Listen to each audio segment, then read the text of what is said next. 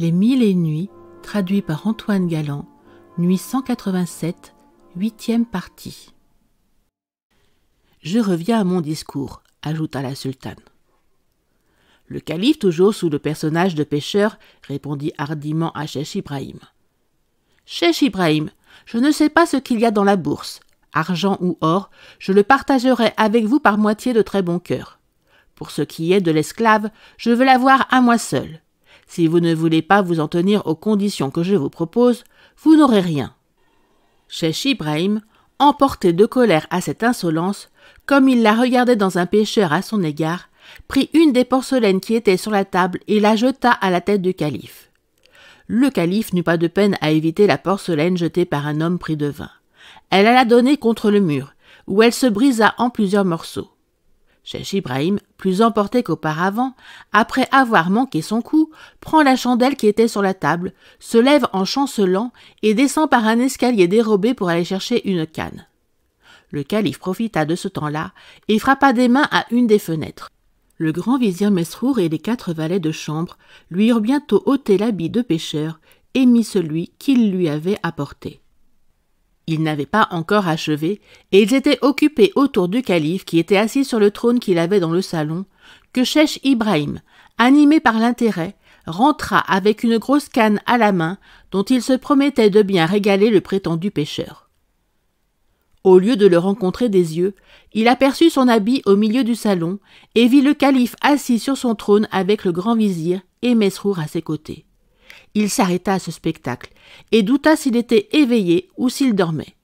Le calife se mit à rire de son étonnement.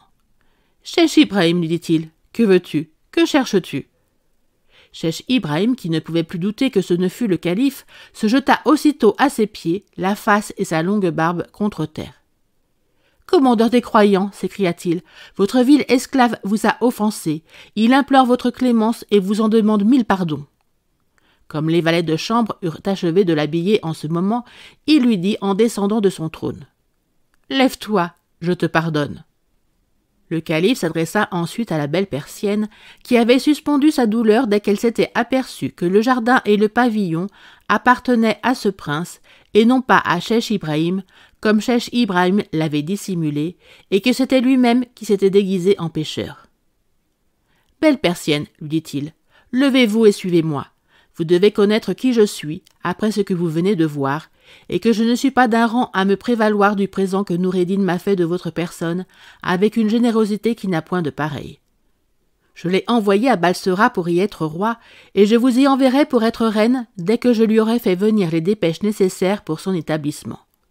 Je vais, en attendant, vous donner un appartement dans mon palais, où vous serez traité selon votre mérite. » Ce discours rassura et consola la belle persienne par un endroit bien sensible, et elle se dédommagea pleinement de son affliction par la joie d'apprendre que Noureddin, qu'elle aimait passionnément, venait d'être élevé à une si grande dignité. Le calife exécuta la parole qu'il venait de lui donner. Il la recommanda même à Zobéide, sa femme, après qu'il lui eut fait part de la considération qu'il venait d'avoir pour Noureddin. Le retour de Noureddin à Balsora fut plus heureux et plus avancé de quelques jours qu'il n'eût été à souhaiter pour son bonheur. Il ne vit ni parents ni amis en arrivant. Il alla droit au palais du roi, où le roi donnait audience. Il fendit la presse en tenant la lettre la main levée. On lui fit place et il la présenta. Le roi la reçut, l'ouvrit et changea de couleur en la lisant. Il la baisa par 3 fois, et il allait exécuter l'ordre lorsqu'il s'avisa de la montrer au vizir Saouy, ennemi irréconciliable de Noureddin. Saouy, qui avait reconnu Noureddin et qui cherchait en lui-même avec grande inquiétude à quel dessein il était venu, ne fut pas moins surpris que le roi de l'ordre que la lettre contenait. Comme il n'y était pas moins intéressé, il imagina en un moment le moyen de l'éluder. Il fit semblant de ne l'avoir pas bien lue, et pour la lire une seconde fois, il se tourna un peu de côté, comme pour chercher un meilleur jour. Alors, sans que personne s'en aperçût et sans qu'il y parût, à moins de regarder de bien près, il arracha adroitement la formule du haut de la lettre, qui marquait que le calife voulait être obéi absolument, la porta à la bouche et l'avala. Après une si grande méchanceté, Saouy se tourna du côté du roi, lui rendit la lettre et en parlant bas. « Eh bien, sire, lui demanda-t-il, quelle est l'intention de votre majesté » De faire ce que le calife me commande, répondit le roi. Gardez-vous-en bien, sire, répondit le méchant vizir. C'est bien là l'écriture du calife, mais la formule n'y est pas. Le roi l'avait fort bien remarqué, mais dans le trouble où il était, il s'imagina qu'il s'était trompé quand il ne la vit plus. Sire, continua le vizir, il ne faut pas douter que le calife n'ait accordé cette lettre à Noureddin sur les plaintes qu'il lui est allé faire contre votre majesté et contre moi pour se débarrasser de lui. Mais il n'a pas entendu que vous exécutiez ce qu'elle contient. De plus, il est à considérer qu'il n'a pas envoyé un express avec la patente, sans quoi elle est inutile. On ne dépossède pas un roi comme votre majesté sans cette formalité. Un autre que Noureddin pourrait venir de même avec une fausse lettre. Cela ne s'est jamais pratiqué. Sire, votre majesté peut s'en reposer sur ma parole, et je prends sur moi tout le mal qui peut en arriver. Le roi Zinebi se laissa persuader et abandonna Noureddin à la discrétion du vizir Saouy, qui l'emmena chez lui avec main forte. Dès qu'il fut arrivé, il lui fut donné la bastonnade jusqu'à ce qu'il demeurât comme mort, et dans cet état, il le fit porter en prison, où il commanda qu'on le mît dans le cachot le plus obscur et le plus profond, avec ordre au geôlier de ne lui donner que du pain et de l'eau. Quand Noureddin, meurtri de coups, fut revenu à lui et qu'il se vit dans ce cachot, il poussa des cris pitoyables en déplorant son malheureux sort. « Ah, pécheur, s'écria-t-il, que tu m'as trompé et que j'ai été facile à te croire. Pouvais-je m'attendre à une destinée si cruelle après le bien que je t'ai fait? Dieu te bénisse néanmoins. Je ne puis croire que ton intention ait été mauvaise, et j'aurai patience jusqu'à la fin de mes maux. » L'affligé Noureddin demeura 10 jours entiers dans cet état, et le vizir Saouy n'oublia pas qu'il l'y avait fait mettre. Résolu de lui faire perdre la vie honteusement, il n'osa l'entreprendre de son autorité. Pour réussir dans son pernicieux dessein, il chargea plusieurs de ses esclaves de riches présents et alla se présenter au roi à leur tête. « Sire, lui dit-il avec une malice noire, voilà ce que le nouveau roi supplie votre majesté de vouloir bien agréer à son avènement à la couronne. » Le roi comprit ce que Saouy voulait lui faire entendre. « Quoi, reprit-il, ce malheureux vit encore? Je croyais que tu l'eusses fait mourir. »« Sire, repartit Saouy, ce n'est pas à moi qu'il appartient de faire ôter la vie à personne, c'est à votre majesté. »« Va, répliqua le roi, fais-lui couper le cou, je t'en donne la permission. »« Sire, dit alors Saouy, je suis infiniment obligé à votre majesté de la justice qu'elle me rend. Mais comme Noureddin m'a fait si publiquement l'affront qu'elle n'ignore pas, je lui demande en grâce de vouloir bien que l'exécution s'en fasse devant le palais, et que les crieurs aillent l'annoncer dans tous les quartiers de la ville, afin que personne n'ignore que l'offense qu'il m'a faite aura été pleinement réparée. » Le roi lui accorda ce qu'il demandait, et les crieurs, en faisant leur devoir, répandirent une tristesse générale dans toute la ville. La mémoire toute récente des vertus du père fit que personne n'apprit qu'avec indignation qu'on allait faire mourir le fils ignominieusement à la sollicitation et par la méchanceté du vizir Saouy.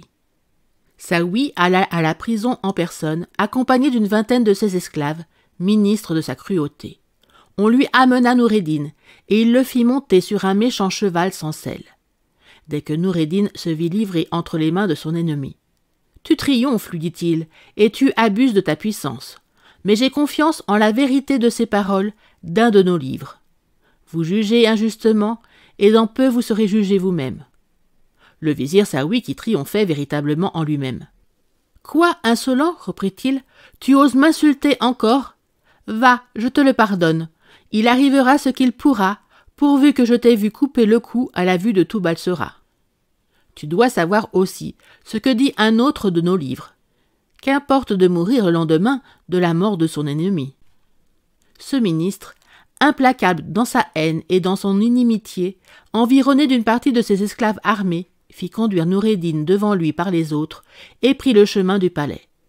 Le peuple fut sur le point de se jeter sur lui, et il l'eût lapidé si quelqu'un eût commencé de donner l'exemple. Quand il l'eut mené jusqu'à la place du palais, à la vue de l'appartement du roi, il le laissa entre les mains du bourreau, et il alla se rendre près du roi, qui était déjà dans son cabinet, prêt à repaître ses yeux avec lui du sanglant spectacle qui se préparait. La garde du roi et les esclaves du vizir Saouy, qui faisaient un grand cercle autour de Noureddin, eurent beaucoup de peine à contenir la populace, qui faisait tous les efforts possibles, mais inutilement, pour les forcer, les rompre et l'enlever. Le bourreau s'approcha de lui. « Seigneur, lui dit-il, je vous supplie de me pardonner votre mort.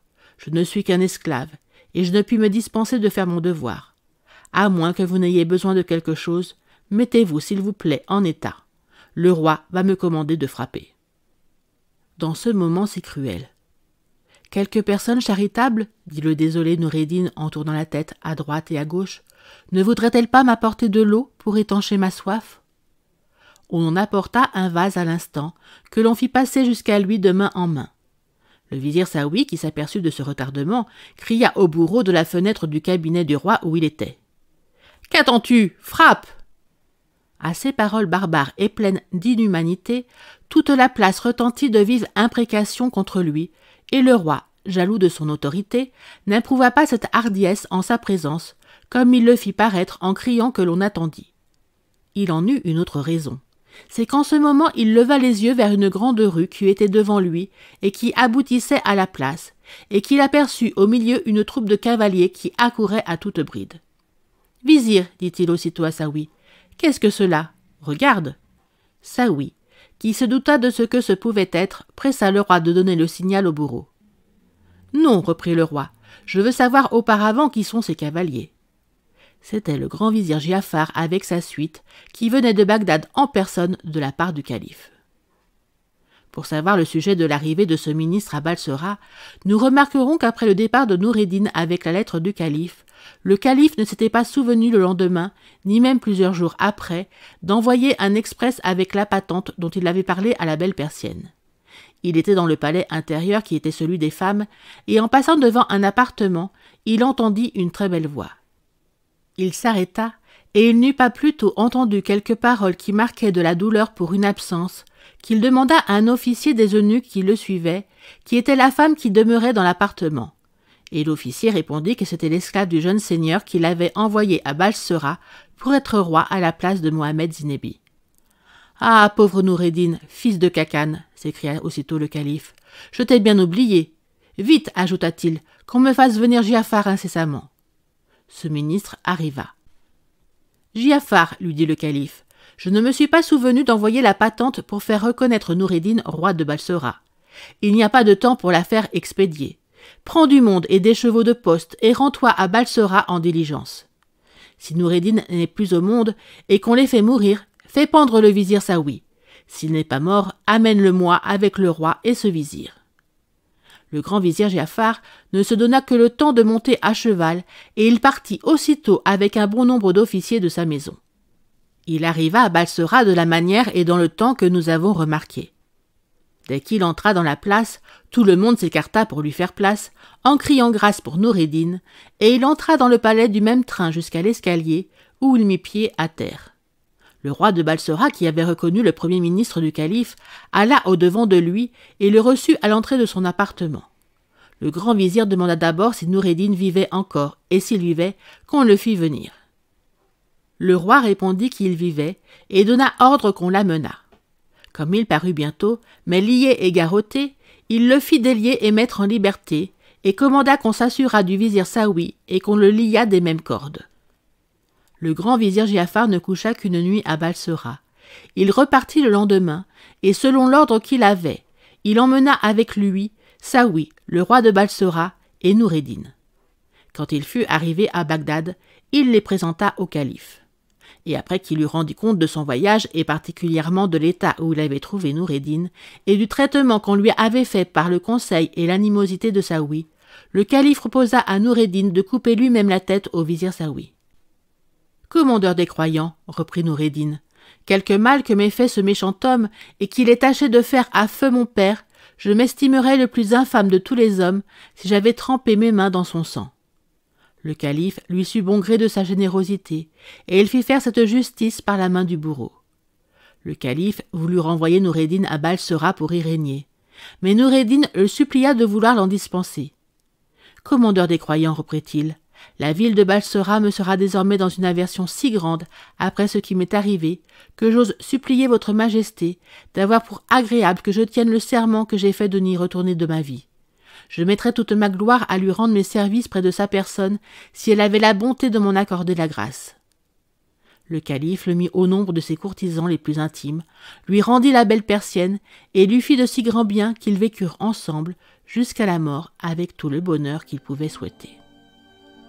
Pour ce qui est du roi de Balsora, le calife se contenta de lui avoir fait connaître combien il devait être attentif au choix qu'il faisait des vizirs et le renvoya dans son royaume. Merci d'avoir écouté cette vidéo. Si cette vidéo vous a plu, vous pouvez vous abonner gratuitement à la chaîne Coin Livre Audio. N'oubliez pas de liker avec le pouce vers le haut. Vous pouvez aussi me laisser un commentaire. À bientôt.